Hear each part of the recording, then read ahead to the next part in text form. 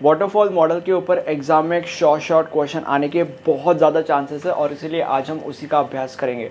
सबसे पहले तो तुम्हें ये समझने की ज़रूरत है कि वाटरफॉल मॉडल का मतलब क्या होता है। देखो, जब एक क्लाइंट एक कंपनी को अप्रोच करता है और उस कंपनी को वो ये बोलता है कि मुझे एक सॉफ्टवेयर बनाना है और फिर ये कंपनी अपने टीम के साथ उस सॉफ्टवेयर को बनाने के लिए बैठती है, तो जो भी टीम उस सॉफ्टवेयर को बना रही है उस टीम के पास अलग अलग मॉडल्स होते हैं एज ऑप्शंस, और फिर ये टीम उन मॉडल्स में से एक मॉडल को चूज करती है उस सॉफ्टवेयर को बनाने के लिए। अब ये मॉडल का मतलब क्या होता है? मॉडल बेसिकली एक प्रोसेस होता है जिसके मदद से ये टीम उस सॉफ्टवेयर को फ्रॉम स्क्रैच टू एंड बना सकती है एक प्रॉपर और सिस्टमेटिक तरीके से।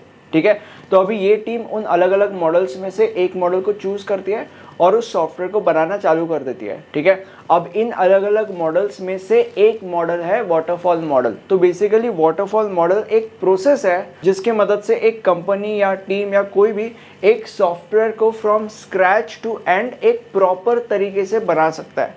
राइट, अब इस वाटरफॉल मॉडल के अंदर अलग अलग फेजेस होता है और ये जो मॉडल वाटरफॉल मॉडल है ये सबसे ज़्यादा बेसिक और सबसे ज़्यादा पुराना मॉडल है। राइट, अब तुम्हें वाटरफॉल मॉडल के बारे में और दो चीज़ें समझने की ज़रूरत है। सबसे पहली चीज़, वाटरफॉल मॉडल को क्लासिक लाइफ साइकिल मॉडल भी कहा जाता है और इसे लीनियर सिक्वेंशियल मॉडल भी कहा जाता है। दूसरी चीज़ जो तुम्हें समझने की ज़रूरत है वो ये है कि वाटरफॉल मॉडल के अंदर जो है अलग अलग फेजेस होते हैं, तो इसके अंदर एक फेज़ के अंदर हम तभी एंटर कर सकते हैं जब उसका जो प्रीवियस फेज़ है वो ख़त्म हो जाए। मतलब हम इस फेज़ के अंदर तभी एंटर कर सकते हैं जब ये वाला फेज़ कम्प्लीटली ख़त्म हो जाए। राइट, ये फेज़ कम्प्लीटली ख़त्म होने के बाद ही हम अगले फेज़ के अंदर घुस सकते हैं। ओके, तो ये है वाटरफॉल मॉडल। अब हम इस वाटरफॉल मॉडल के अलग अलग फेजेस का अभ्यास करते हैं। सबसे पहला फेज़ है रिक्वायरमेंट एनालिसिस फेज़। इसके अंदर क्या होता है? इसके अंदर जिस क्लाइंट को सॉफ्टवेयर बनाना है, ये टीम जो उसका सॉफ्टवेयर बनाने वाली है, ये टीम उस क्लाइंट के साथ इंटरेक्ट करती है और फिर जो भी रिक्वायरमेंट्स है उस क्लाइंट के, उन रिक्वायरमेंट्स को गैदर करती है और सारे के सारे रिक्वायरमेंट्स को गैदर करने के बाद एक रिक्वायरमेंट स्पेसिफिकेशन डॉक्यूमेंट बनता है। राइट, अब जो अगला फेज़ है वो है डिज़ाइन फेज़। इस फेज़ के अंदर अलग अलग डायग्राम्स बनाए जाते हैं, जैसे कि फॉर एग्जांपल डीएफडी डायग्राम। और ये जो अलग अलग डायग्राम्स इस फेज़ के अंदर बनाए जाते हैं, ये सारे के सारे डायग्राम्स उस रिक्वायरमेंट स्पेसिफिकेशन डॉक्यूमेंट को कंसिडर करके बनाए जाते हैं। अब ये जो अलग अलग डायग्राम्स यहाँ पे बनाए जाते हैं, इन डायग्राम्स को बनाने का फ़ायदा क्या है? इसका फ़ायदा ये है कि उस सॉफ्टवेयर के बारे में काफ़ी क्लियरिटी हमें आती है। जैसे कि फॉर एग्जांपल हमें ये पता चलता है कि उस सॉफ्टवेयर को कैसे कैसे यूज़र्स यूज़ कर सकते हैं। हमें ये पता चलता है कि उस सॉफ्टवेयर के अंदर अलग अलग एंटिटीज़ का एक दूसरे के साथ रिलेशन क्या है। हमें ये पता चलता है कि उस सॉफ्टवेयर के अंदर चीज़ों का या उस सॉफ्टवेयर का खुद का फ्लो क्या है। और ऐसा इसीलिए भी होता है क्योंकि वो जो डायग्राम्स हम बनाते हैं वो काफ़ी क्लियर डायग्राम्स होते हैं। अब जो अगला फेज़ है वो है इम्प्लीमेंटेशन फेज़। इम्प्लीमेंटेशन फेज़ के अंदर क्या होता है? देखो, जैसे कि मैंने तुम लोग को बोला कि क्लाइंट कंपनी को अप्रोच करता है और बोलता है कि मुझे ऐसा ऐसा सॉफ्टवेयर बनाना है, तो वो जो सॉफ्टवेयर कंपनी को बनाना है वो बेसिकली एक प्रोजेक्ट हो गया ना, जो कंपनी के पास आ गया। अब ये जो प्रोजेक्ट है, कंपनी उस प्रोजेक्ट को अलग अलग मॉड्यूल्स में डिवाइड करती है और उन अलग अलग मॉड्यूल्स को टीम मेंबर्स को असाइन कर देती है और फिर हर एक मॉड्यूल के अंदर जो कोर कोडिंग पार्ट है, वो कोडिंग पार्ट इम्प्लीमेंटेशन फेज़ के अंदर होता है। और फिर इम्प्लीमेंटेशन फेज़ का जो आउटपुट होता है वो प्रॉपर डेवलप्ड कोड होता है जो एग्जैक्टली उस सॉफ्टवेयर के लिए चाहिए। राइट, अब जो अगला फेज़ है वो है वेरिफिकेशन एंड टेस्टिंग फेज़। ये फेज़ काफ़ी इंपॉर्टेंट है। ये जो डेवलप्ड कोड है, इस कोड को टेस्ट किया जाता है। और टेस्ट कैसे किया जाता है? टेस्ट ऐसे किया जाता है कि इस फेज़ के अंदर ये देखा जाता है कि जितने भी रिक्वायरमेंट्स क्लाइंट्स के थे, क्या वो रिक्वायरमेंट्स सेटिस्फाई हो रहे हैं या नहीं।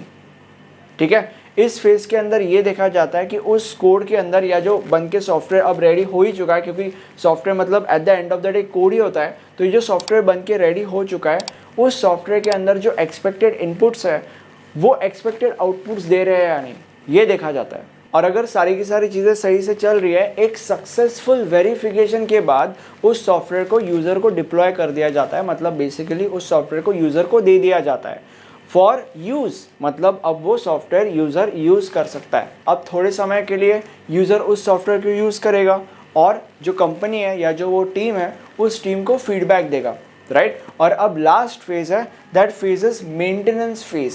मेंटेनेंस फेज के अंदर क्या होता है, इस फेज के अंदर दो बहुत ही ज़्यादा इंपॉर्टेंट चीज़ें होती है। सबसे पहली चीज़, अब जैसे कि मैंने बोला कि यूज़र उस सॉफ्टवेयर को यूज़ करेगा थोड़े समय के लिए। अब यूज़ करते वक्त अगर यूज़र कोई प्रॉब्लम्स फेस कर रहा है तो यूज़र उन प्रॉब्लम्स के बारे में इस टीम को बताएगा कि भाई मैं ऐसे ऐसे प्रॉब्लम्स फेस कर रहा हूँ, और फिर ये टीम उन प्रॉब्लम्स को सॉल्व करेगी।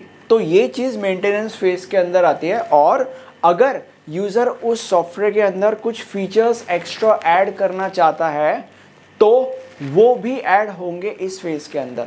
मतलब यूज़र अगर यूज़ कर रहा है और अगर वो चाहता है कि मुझे और ये एक दो फीचर्स चाहिए, तो वो उस टीम को बोलेगा कि भाई मुझे सॉफ्टवेयर के अंदर ना ये फीचर्स चाहिए, तो मुझे ऐड करके दो। तो टीम ऐड करके देगी, मतलब वही कंपनी ऐड करके देगी। तो वो जो चीज़ होती है ना, वो इस फेज़ के अंदर होती है। अब हम ये समझते हैं कि वाटरफॉल मॉडल के एडवांटेजेस और डिसएडवांटेजेस क्या है। सबसे पहले हम इसके एडवांटेजेस देखते हैं। इसके 3 बहुत ज़्यादा इंपॉर्टेंट एडवांटेजेस है। सबसे पहला advantages, it is a very simple to use and easy to understand model. दूसरा एडवांटेज ये है कि इस मॉडल के अंदर जो ये अलग अलग फेजेस है, ये फेजेस एक दूसरे के साथ ओवरलैप नहीं करते, क्योंकि जैसे कि मैंने तुम लोग को स्टार्टिंग में बोला था कि एक फेज़ ख़त्म होने के बाद ही हम अगले फेज़ के अंदर जंप कर सकते हैं उसके वजह से। एंड जो तीसरा एडवांटेज है वो ये है कि ये जो मॉडल है ये तब यूज़फुल होता है जब कोई छोटा सा प्रोजेक्ट उस कंपनी को या उस टीम को करना हो, जिसके अंदर जो रिक्वायरमेंट्स है वो बहुत ही ज़्यादा क्लियर है, राइट। अब हम इसके डिसएडवांटेजेस का अभ्यास करते हैं। इसका सबसे पहला डिसएडवांटेज ये है कि ये मॉडल उन प्रोजेक्ट्स के लिए बिल्कुल भी सूटेबल नहीं है जो प्रोजेक्ट्स बहुत ही ज़्यादा लार्ज है, यानी कि बड़े हैं। और ऐसा इसीलिए क्योंकि इमेजिन करो कि अगर एक टीम एक सॉफ्टवेयर को बना रही है और ये सॉफ्टवेयर एक ऐसा सॉफ्टवेयर है जिसको बनाने के लिए 1 साल लगता है, तो अभी ये टीम 1 साल लगा के उस सॉफ्टवेयर को बनाएगी और बनाने के बाद उस सॉफ्टवेयर को यूज़र को डिप्लॉय कर देगी, मतलब फॉर यूज़ दे देगी। अब अगर यूज़र को वो सॉफ्टवेयर पसंद ही नहीं आया तो इस टीम का तो 1 साल बर्बाद हो जाएगा। और इसीलिए ये मॉडल ऐसे प्रोजेक्ट्स के लिए बिल्कुल भी सूटेबल नहीं है जो प्रोजेक्ट्स बहुत ही ज़्यादा बड़े हैं, और ये मॉडल उन प्रोजेक्ट्स के लिए सूटेबल है जो छोटे हैं। अब इस मॉडल का अगला डिसएडवांटेज ये है कि ये मॉडल ऐसे भी प्रोजेक्ट्स के लिए बिल्कुल भी सूटेबल नहीं है जिन प्रोजेक्ट्स में बहुत ही ज़्यादा अनक्लियर रिक्वायरमेंट्स होती है, या जिन प्रोजेक्ट्स के अंदर बहुत ही ज़्यादा वेग सी रिक्वायरमेंट्स होती है। और इसका तीसरा डिसएडवांटेज ये है कि इस मॉडल के अंदर जो सॉफ्टवेयर बन के रेडी होता है वो आखिरी के फेज में ही रेडी होता है, बीच में कहीं नहीं होता ऐसे, राइट। आखिरी के फेज के अंदर जब हम आएंगे तभी वो सॉफ्टवेयर रेडी होगा और तभी यूज़र को दे दिया जाएगा। इसीलिए अभी जो पूरी की पूरी कहानी मैंने बोली थी वो 1 साल वाली, वो ऐसी होती है। बाकी के बहुत सारे मॉडल्स के अंदर क्या होता है, बाकी के बहुत सारे मॉडल्स के अंदर बीच बीच में यूज़र के साथ कनेक्शन रहता है, तो यूज़र बताते रहता है मुझे ऐसा नहीं चाहिए वैसा चाहिए, मुझे वैसा नहीं चाहिए ऐसा चाहिए। उसके वजह से eight the end of the day जो प्रोडक्ट बनता है वो यूज़र को पसंद आना ही है। बट इसके अंदर ऐसे नहीं होता है, इसके अंदर आखिरी में सॉफ्टवेयर बन के रेडी होता है, इसीलिए ये प्रॉब्लम है। अब हम कुछ ऐसे सिचुएशंस देखते हैं जहाँ पे वाटरफॉल मॉडल का इस्तेमाल किया जा सकता है। सबसे पहला सिचुएशन इज, हम वाटरफॉल मॉडल का यूज़ तब कर सकते हैं जब जो प्रोजेक्ट हमें मिला है वो बहुत ही ज़्यादा शॉर्ट है, मतलब छोटा ही प्रोजेक्ट है, ज़्यादा टाइम नहीं लगेगा उस प्रोजेक्ट को बनाने के लिए। दूसरा सिचुएशन इज, उस प्रोजेक्ट की जितनी भी रिक्वायरमेंट्स है वो सारी के सारे रिक्वायरमेंट्स बहुत ही ज़्यादा फिक्स्ड और क्लियर है। एंड थर्ड सिचुएशन इज, उस प्रोजेक्ट के जितने भी रिक्वायरमेंट्स है वो सारे के सारे रिक्वायरमेंट्स बिल्कुल भी वेग नहीं होने चाहिए या बिल्कुल भी अनक्लियर नहीं होने चाहिए, राइट। ये सेकंड पॉइंट को कॉम्प्लीमेंट देता है, बट इसको एज एन थर्ड पॉइंट तुम एग्जाम में लिख सकते हो, right. And fourth and very important point is, अगर वो प्रोजेक्ट हमें मिला है तो उस प्रोजेक्ट को बनाने के लिए जितने भी रिसोर्सेज चाहिए वो सारे के सारे रिसोर्सेज हमारे पास अवेलेबल होने चाहिए। अब अगर आपको एग्ज़ाम में पूरे के पूरे मार्क्स चाहिए तो ऐसा करने के लिए जो नोट्स मैंने आपके लिए बनाए हैं इस सब्जेक्ट के, वो नोट्स बहुत ही ज़्यादा इंपॉर्टेंट होने वाले हैं। नोट्स के सारे डिटेल्स आपको नीचे डिस्क्रिप्शन बॉक्स में मिल जाएंगे। और अगर आपको ये वीडियो पसंद आया तो प्लीज़ एक लाइक कर दीजिए इस वीडियो को। और ये हमारा प्लेलिस्ट है, इस प्लेलिस्ट में हमने आपके लिए इस सब्जेक्ट के सारे वीडियोस अवेलेबल करा दिए हैं। Thank you so much.